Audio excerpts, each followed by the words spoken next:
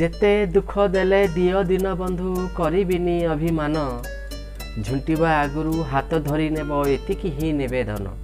मु सुकांत आपण को your choice is my voice रे वीडियो रे हृदय सहित स्वागत करुच्ची। ईर्ष्या करबा द्वारा हमको किपरि भाबरे फल मिलता है आसंतु ए कहानी माध्यम रे जानिबा। जड़े लोक जंगल रास्ता दे जाउथिले बाटरे गला बेले गोटे बड़ पत्थर ता गोड़े बाजी से लोकटी पड़गला। लोकटी उठिबा परे अन्य कई से पत्थर रे गोड़ बाजी पड़ी न जातु बोली भाभी से पत्थरटी को नहीं गोटे गछ तले रखिदेले आ चली गले। किछि समय परे जने चित्रकार से गछ तले छाई रे बसी चित्र आंकिबा पई आसिले।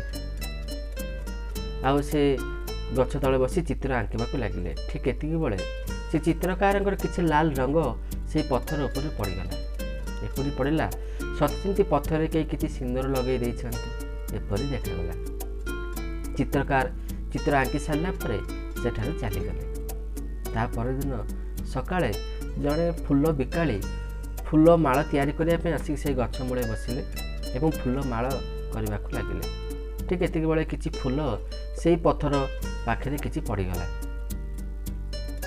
फूल माଳ बिकाली फूल माଳ तैयारी कर सारा पर सेठारे पଳାଇगला।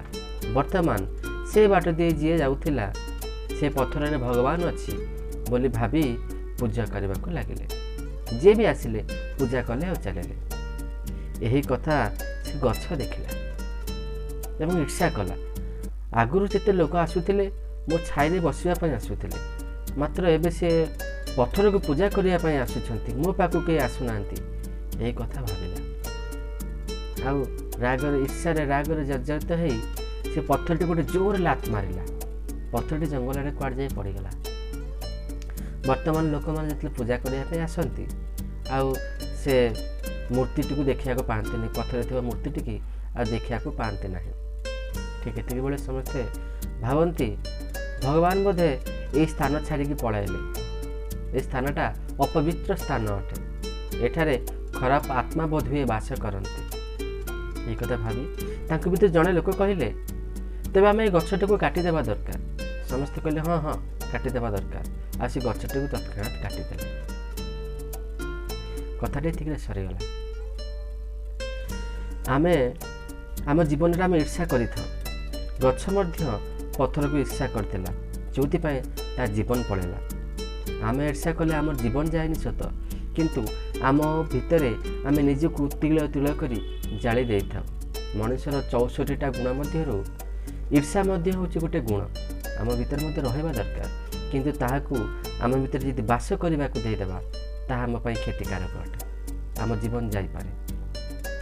आमे सदाबेले चेष्टा करिबा जे आम पाखर जेतिकी अछि जहाँ भी देइछन्ते भगवान स्थूल रे हो किंबा अस्थूल रे हो वस्तुगत हो किंबा जीवनगत हो जेतिकी देइछन्ते हम सेतिकी संतुष्ट रहबा। अन्यर जिनिस देखि आमे यदि ताहाकू तुलना करबा को लागिबा तेबे आम मन रे ईर्ष्या भाव जात हेबो। आ यदि हम तुलना न कले आम मन रे ईर्ष्या भाव जात हेबो। मोर यदि वीडियोटी भल लागिला प्लीज मते लाइक करेंगे, कमेंट करेंगे, शेयर करेंगे। रही नमस्कार।